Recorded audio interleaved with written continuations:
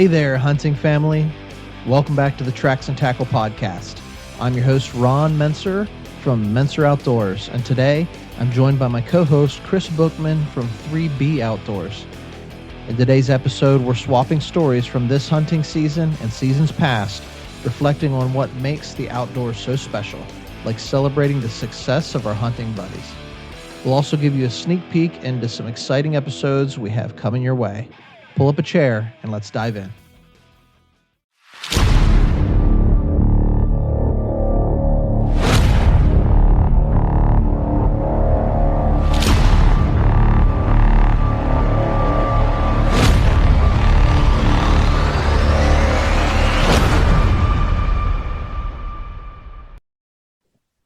Hey, hunting family, this is Ron Mentzer, Tracks and Tackle team here coming at you live. We're actually doing a recording here. We had a guest lined up tonight and had some unforeseen changes in his schedule. So Kris and I are with you, and we're going to be talking about hunting season and lessons learned today. So Kris from 3B Outdoors, how's it going, man?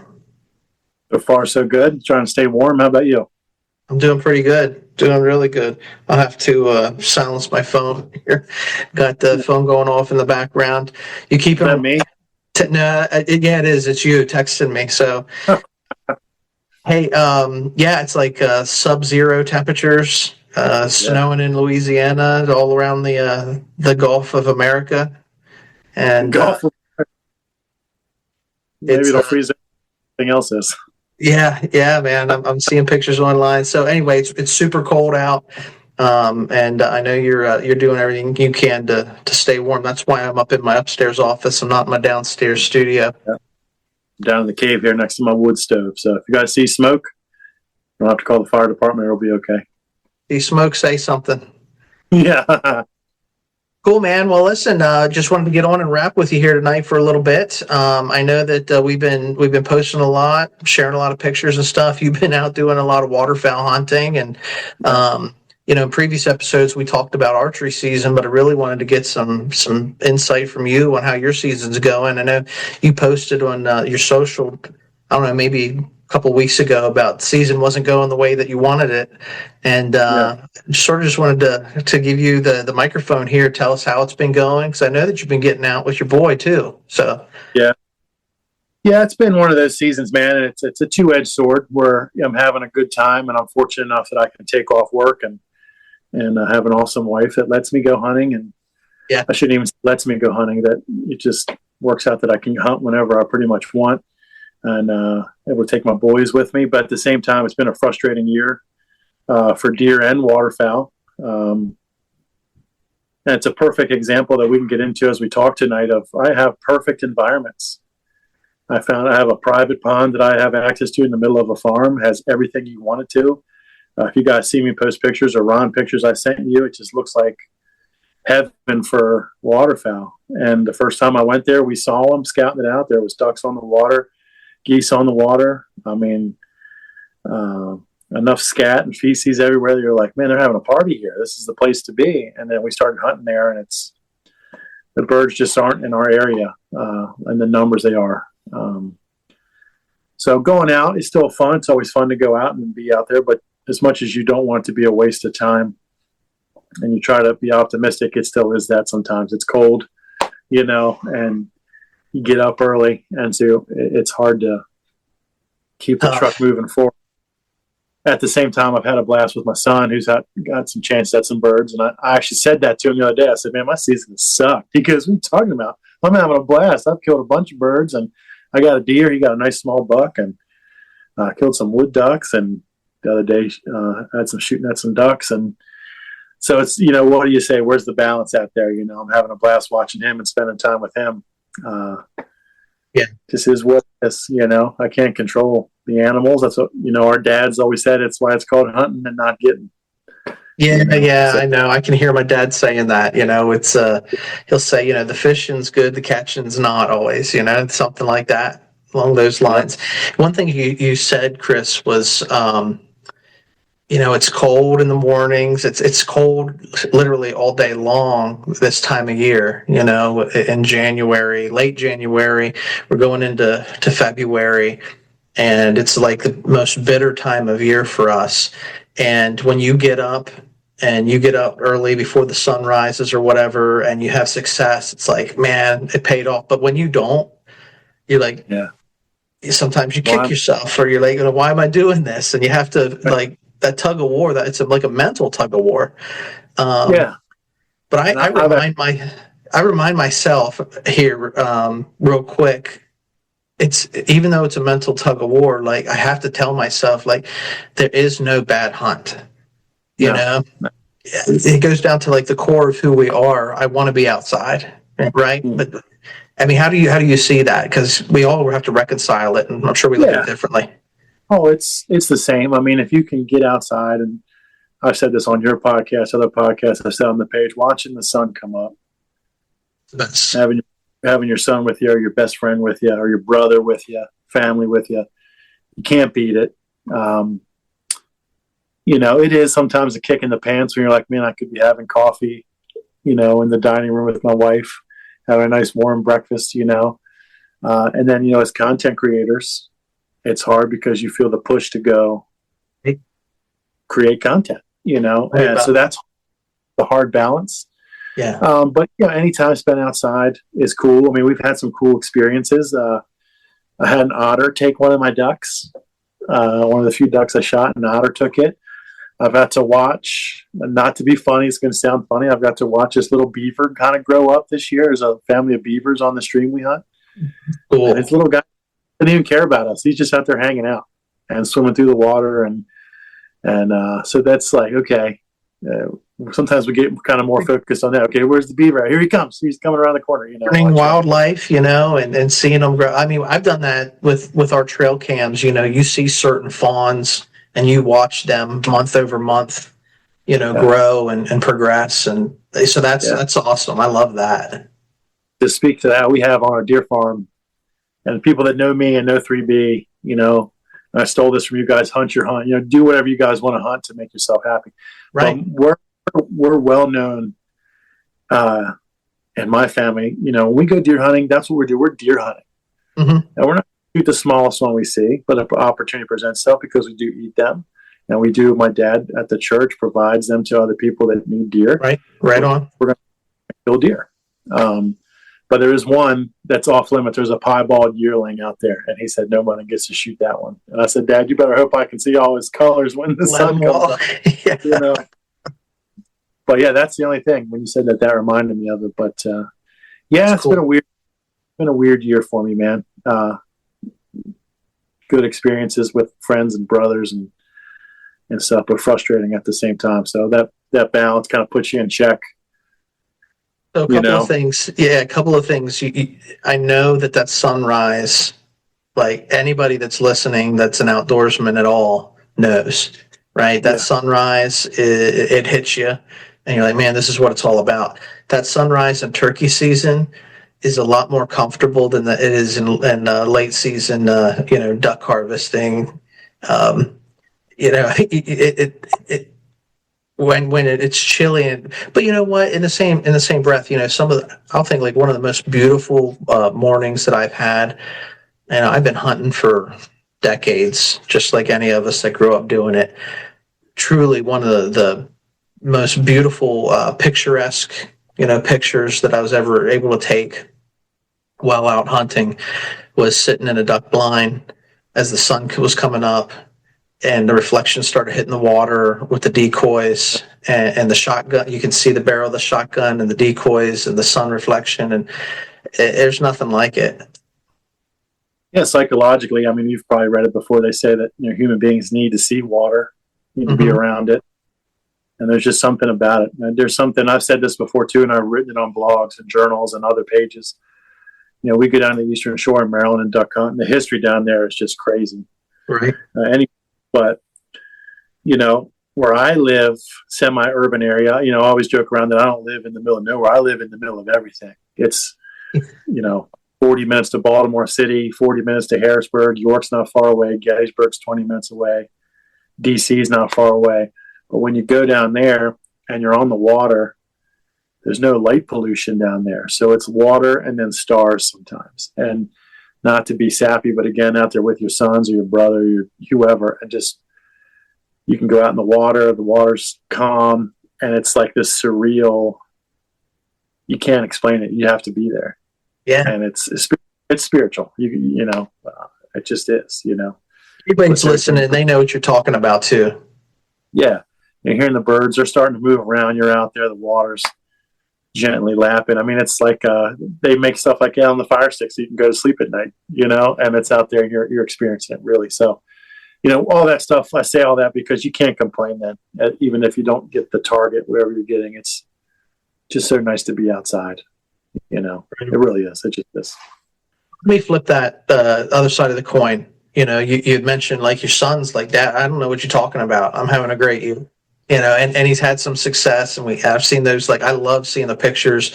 Like, one day you sent me a picture and he's holding a bird, and then a couple hours later he's holding a plate of breasts, Yeah. and it's food. He's got the fork and enjoying the meal, and that was awesome. But here's my question, because this is a topic that we probably don't talk about enough, but I know we mentioned it before.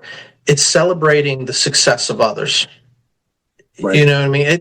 Especially when it's your son, yeah, you're going to be for him. But like, we talk about hunting camp and hunting traditions, and we're buddies and we share stories and how's your season going, all that sort of thing. When you're having a down season, can you still get up for your friends? Yeah. And I think that's part of like the sportsmanship of it. Because I didn't have the year that last year I had a stellar year. This year I did all right. And some people would say I had a great year, but I feel like there was still meat on the bone. But man, do I get pumped when, I hear someone else did good, or, shot a good buck, filled their freezer, or whatever it might be. Talk to me about that concept of like, getting up and hyped for your buddies. Yeah, I mean, I have a very similar dynamic that you do with Brady and your family. I have a nephew that is more like a brother or son to me, and got him into hunting at a young age. And when rifle season comes around, and I'm talking about him like he's 12 still, but he's getting ready to turn 30. But when rifle season comes, he's just out there. And I did not get a lot of chance to rifle hunt. And I've said this before too. It's of my own volition, and I've chosen to waterfowl hunt, or chosen to spend time with the kids while they're little still, and not go out every minute. I'm not trying to sound self-righteous when I say that. Just what I've chosen to do. It's important too. Yeah. And so I went out, and I don't usually Sunday hunt. In Maryland, where I grew up, that wasn't a thing until recently. Growing up in a church thing, Sunday's a day of rest. Never did it, but I said, okay, I'm going to go out today. It's a nice day. I got a chance, and my nephew went with me, and like we're talking about, watching the sun come up. It's a breezy morning. The wind's on your face. You can hear the trees moving.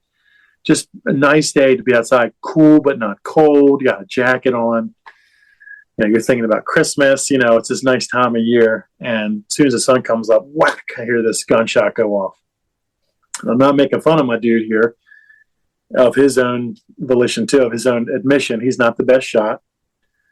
He took a really far shot, and I actually said to myself, okay, I hope he got it. I don't know. I don't feel real confident in how it sounded, and I haven't heard from him. Fast forward, he did make a great shot. He shot a nice 8-point about 300 yards away in CRP grass. And that's what you just said. There's the choice then. Okay, hey, do I go help my dude? Or do I sit here the rest of the day? Well, I got antsy. I'm like a little kid. I'm like, yeah, I got down, go get the tractor and go help him. And we celebrated there and had a good time, getting a high five. And so it's no brainer for me, even if you do look back at it sometimes, and it can be mentally frustrating. Everybody wants you to get the deer. You want to be the one in the picture, but I don't know how you guys are too, but a lot of the meat goes the same place. It goes to my mom's house, or hey, you want some burger? Hey, you want some steak? We take care of each other, right? Yeah. Right. It's a shared success, and to see, without sounding like the old man, to see my nephew and to have passed that on, to see the joy he has now. It's cool, man. And it's cool to sit out there in the sun and high five and take pictures. And and stuff. So, you know, I think my views changed, since I was younger. Like when I was younger, just getting into I just wanted to get the deer. Like if I was right. deer hunting, I just wanted to shoot a deer. I wanted to see deer. I wanted to kill deer. I wasn't thinking I wanted to be. We all want to be a successful hunter, Yeah. And so it was harder when you didn't have opportunities when you're younger. But that's kind of introspective. Right. As I've gotten older and I've had success, and you can put a few notches on the belt. It's still a big deal when you harvest your animal, Yeah. but it's normal. A couple of years ago, I'll tell you a story. This is maybe 2 years ago.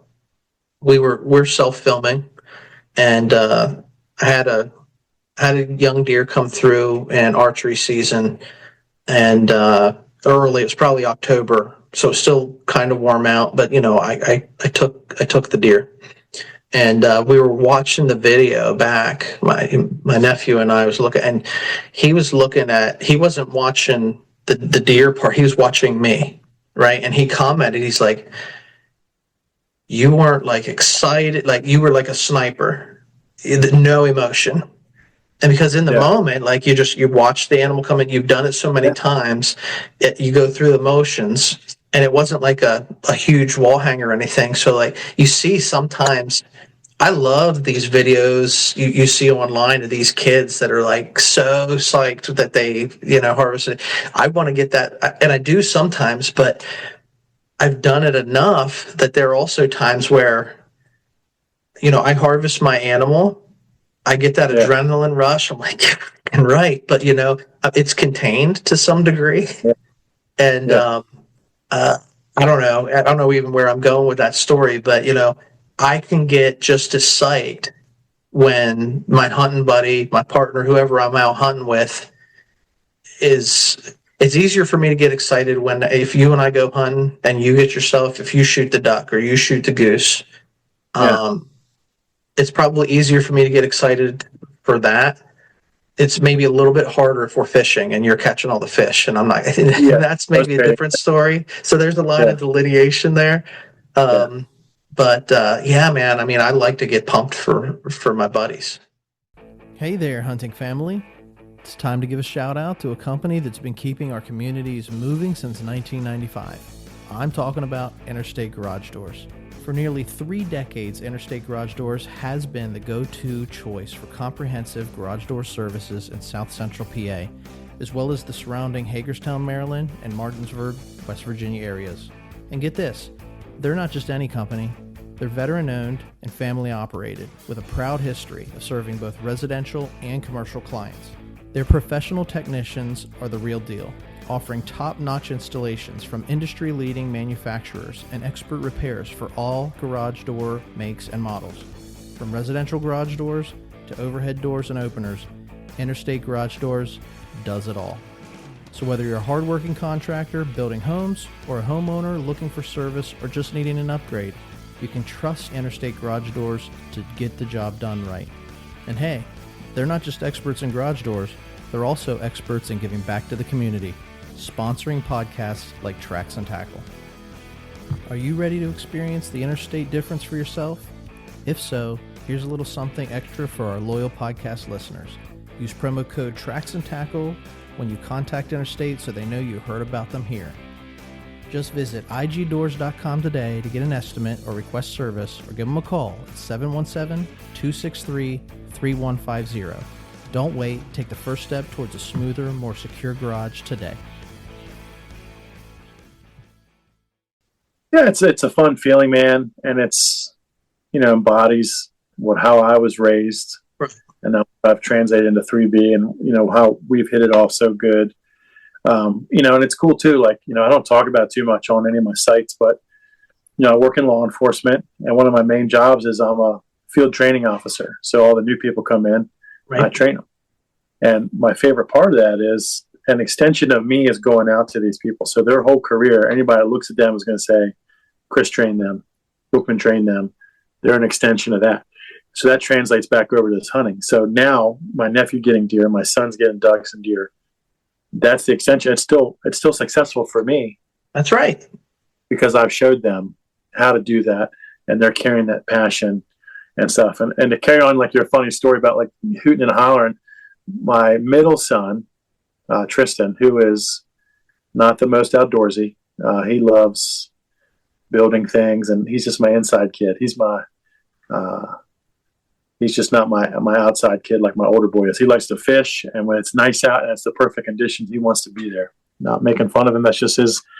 He'll ask me, "Hey, you going duck hunting tomorrow, Dad?" I said, "Yeah, you want to go?" He goes, "Is it going to be cold and you're getting up early?" I said, "Yep." He goes, "I'm good." And but I said, yeah, he went pheasant hunting with us, and he was able to get a pheasant a couple years ago, and he was like a stone cold, like just boom focus. And I'm out in the field, and I'm like boom, boom, boom, punching him so hard he almost fell over, and he's just like, hey, stuff like that. But just to be able to share that with them.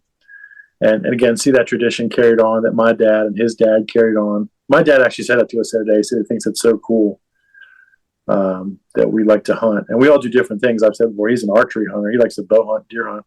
Right. But I like to waterfowl. You do the pheasant hunts and some of the small game upland stuff more than deer. My brother loves to fish and go out in the bay and the river and stuff like that. He just loves that it's passed on. And that's what it's about. We gotta get your dad on one of these days to share some of his hunting stories. He's got a lot to. He's got plenty of them. Yeah. So that's what it's all about. When you go out, we're making memories, and as we're making these memories, we're this is literally why we're doing the podcast, is to share these stories and pass them along and sort of sit around. It's like sitting around the campfire, even though we're doing through technology. The other thing that you said early on, Kris, and I just wanted to, I wrote it down because I wanted to put a pin on this. You said, I got an awesome wife that she doesn't mind me going hunting. And, sometimes we don't give enough credit to the ladies in our lives. Not everybody, some guys have a wife or a girlfriend that likes to go hunting and they do it together. A lot of guys have wives, girlfriends that they don't, but they support it in our lives. And, I don't know if just a hat tip to all the ladies out there.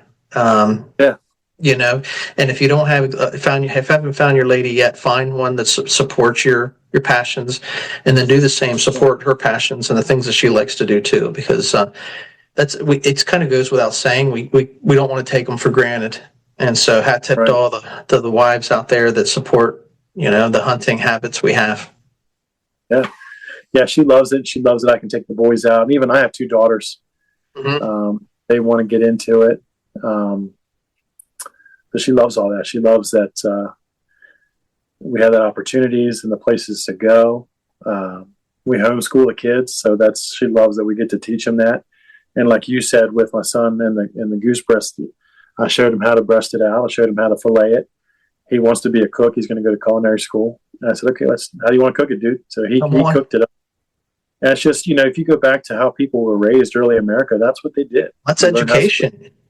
You learn how to split wood. You learn how to harvest food, whether it's animals or crops, and just pass it on to tradition and keep it going, So it's cool, man. It's really cool. We actually threw a lot of the main 3B guys, their wives are all really tight, and they started their own group called the Bird Wives.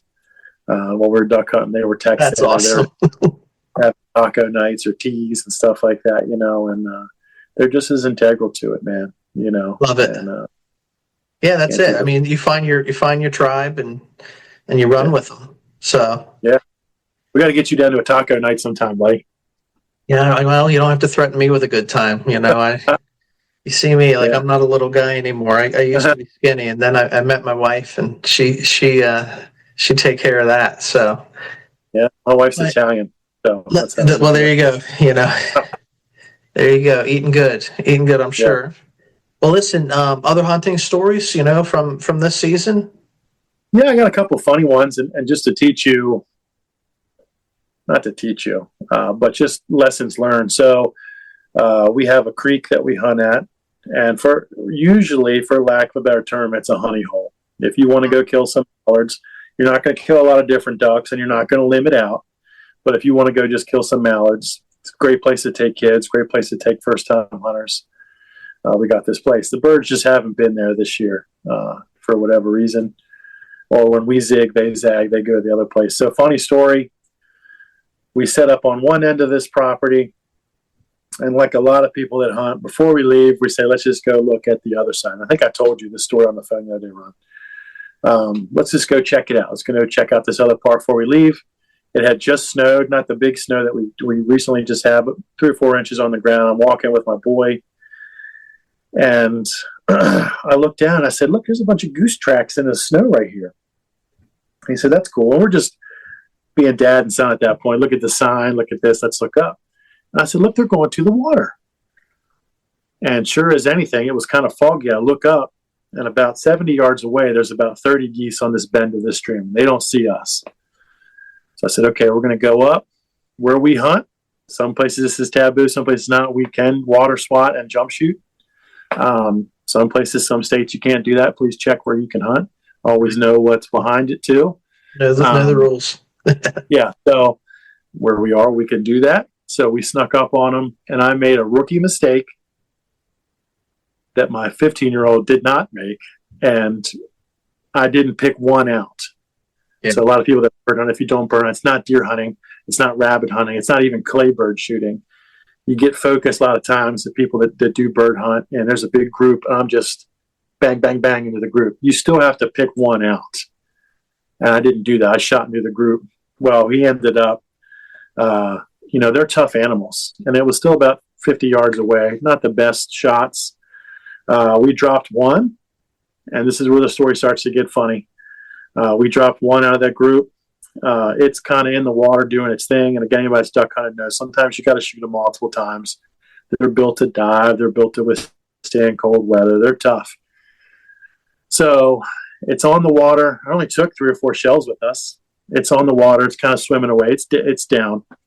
Ice around the edge of the water. Call my buddy up with the dog. Hey, we got some. He didn't even go with us because we're not going to see anything up here. He's back there picking up decoys. He comes running down. Dog goes in the water. At this point, this bird is not dead. I'm not trying to be morbid, so discretion advised. This thing is mortally wounded.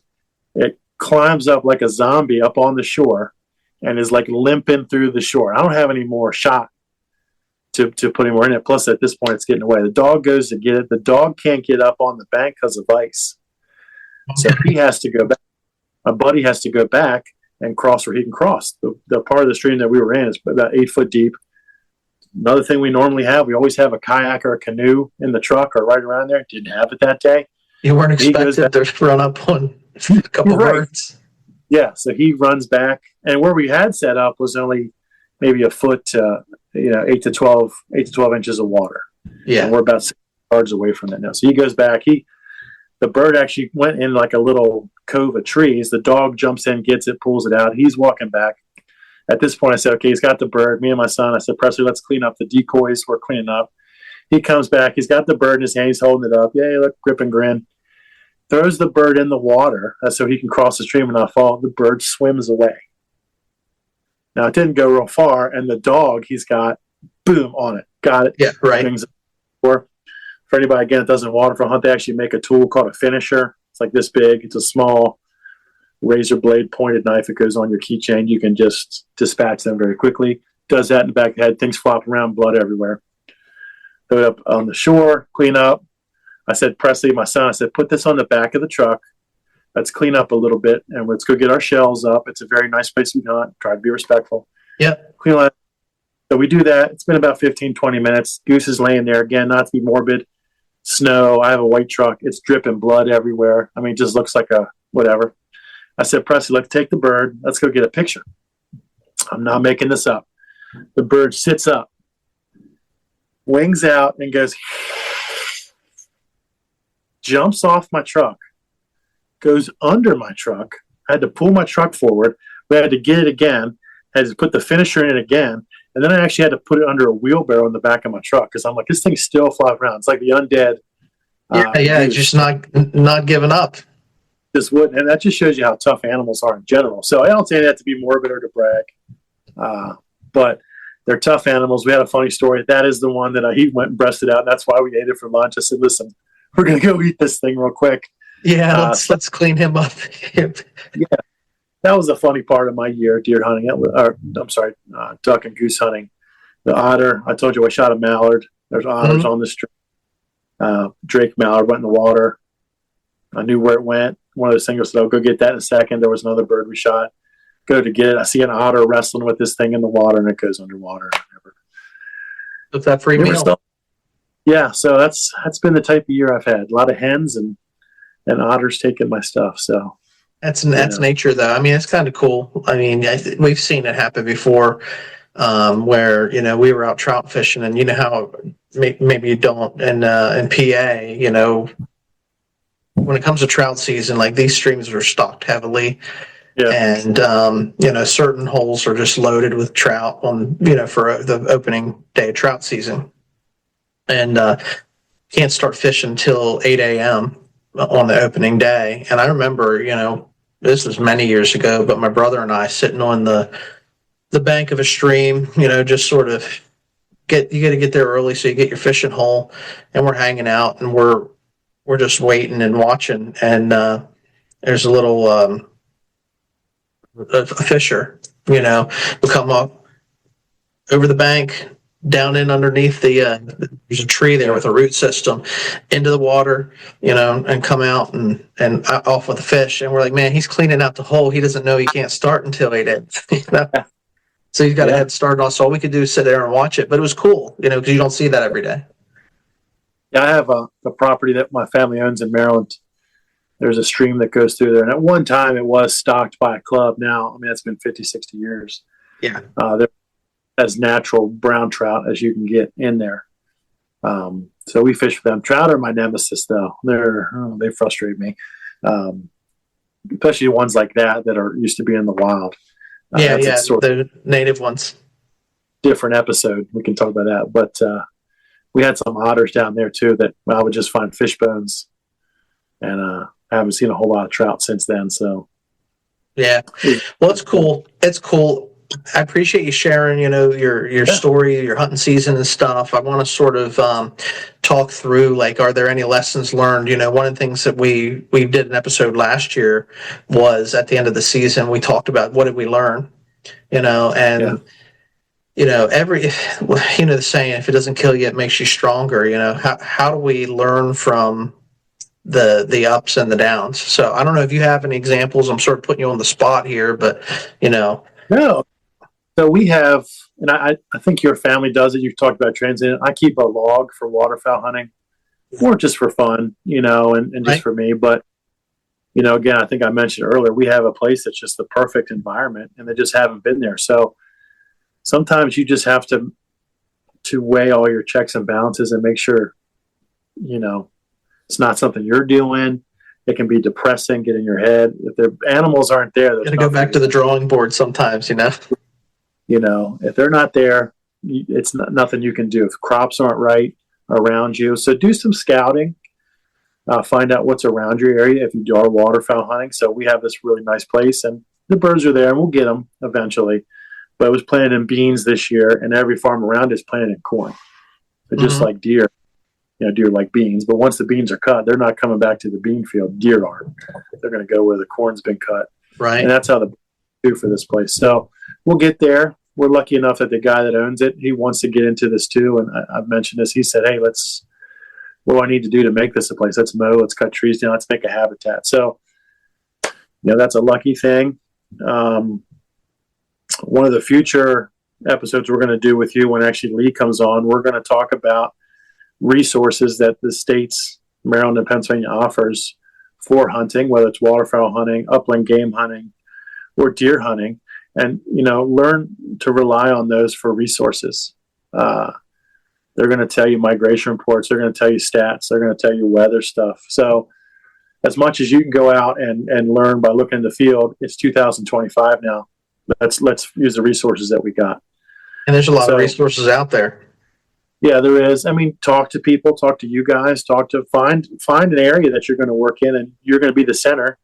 Talk to people like you guys are from, half hour north of me. Hey, what are you seeing up there? Hey, what's the weather been up there? Hey, what is this? Guys that'll, without getting too scientific or graphic, and there's guys, I don't know if you guys did deer hunting. I know Matt has, he's talked about it, but like they'll gut deer and they'll see what they're eating. Yeah. They do that with birds too. Hey, what's this bird's crop full? Is it corn? Is it acorns? Is it stuff like that? So, and then to go back to what we're talking about, the biggest lesson learned is just enjoy the moment. Just enjoy what you're there for. It doesn't have to be the full strap of ducks, the full grip and grim 8-point, 9-point, whatever. Just enjoy the moment with your family, and if you're enjoy it even. Yeah, enjoy it even if you don't. Even if it's freezing and you get up in the morning and there's no success and all you get is the sunrise. Enjoy it then. It doesn't because it's all about getting outdoors. It's all about hunt the way that you do it and make the most of it. Because if you're not enjoying it, why are you doing it? And find little things that you guys enjoy. Whether it's your sons or your brother, again, your best friend. Go to Turkey Hill, go to Sheets, go to Wawa. Have that be your tradition. We're going to get these snacks. We're going to get breakfast on the way back. A lot of people that waterfowl hunt, and they do it with deer too. First person to shoot a doe has to buy breakfast. First person whoever That's shoots cool. the smallest buck is cooking dinner. They do that with waterfowl. If whoever shoots a hen by accident, you're buying breakfast for everybody. You guys do stuff like that with cooking at your camp, stuff like that. But just enjoy the moment. Just enjoy while you're there and have a good time. That's the Love lessons it, that I Love pass it. on. So. Well, listen, bro, I know it was kind of a short episode, but we wanted to get on. We wanted to do a recap. We want to talk a little bit here before we wrap it entirely about some upcoming guests we got scheduled. I know you'd mentioned Lee coming on. Why don't you plug that episode, because that's coming up next. Yeah, so Lee, my co-founder from 3B, is going to come on. He's actually one of the guys that got me into waterfowl hunting. Grew up hunting on the eastern shore of Maryland, where all the tradition is, like we talked about. Just tremendous wealth of knowledge. We're going to, again, talk about the resources. If you don't know 3B, we do a lot of teaching events. And we're actually going to do a small teaching course through this thing, where to find some stuff. So check out one out on YouTube, because me and Ron are going to have some slides and images up. It'll be on all these other platforms too. But it's going to be a teaching one. You guys can message us anytime for that type of thing. But it's going to be a really informative episode. Him and I do have some funny stories too. Some of them are me falling off of boats, which I'll self-deprecate that all day. I'll make fun of him too for a little foreshadowing for shooting a really nice hybrid duck, a mixed duck that he didn't keep, and we give him a hard time. I razz him about it all the time still. But that's coming up. We got a lot of really cool stuff Ron and I've been working on guest-wise. Everybody from local farmers to guys that are affiliated with big companies and groups, deer hunters from New York, again, guys from the eastern shore of Maryland, predator hunters coming up with the Keystone guys. Yeah. So we got some cool stuff in the works, man. So stay tuned and, let us know you want, man. Tell us your traditions. Tell us your stories. If you want to come on, message us, right? I mean, we're down. Yeah, we're always looking for the next guest, the next topic. Sometimes you're going to just get us on here shooting the breeze and telling stories, but then other times we're going to try to bring in subject matter experts. And certainly we want to promote other guys in the outdoor community that are doing sort of the same stuff. And we want to expose anybody that's watching or listening to us. We want to expose that audience to other guys that they might really enjoy and appreciate their content as well. So, Kris, man, appreciate it as always for sort of running with us here. If you guys want to find out more, Kris can be found at 3B_outdoor_club for the 3B Outdoor Club. And we tag them on all of our stuff. You can find us at Treks and Tackle or at Mentzer Outdoors. Socials keep rolling. We'll get this guy wrapped up and published. And next week, it's going to be Lee. We finally get him on, and you guys can educate us a little bit on waterfowl and your passion. Awesome. Look forward to it. Cheers. All right. we'll tune into you next time, guys. We just appreciate all you followers out there. Like Kris said, send us your information that you want us to talk about. If there's a subject matter or anything like that, we're open. And always want to encourage you guys to get outdoors. Nature is our playground, and stay wild.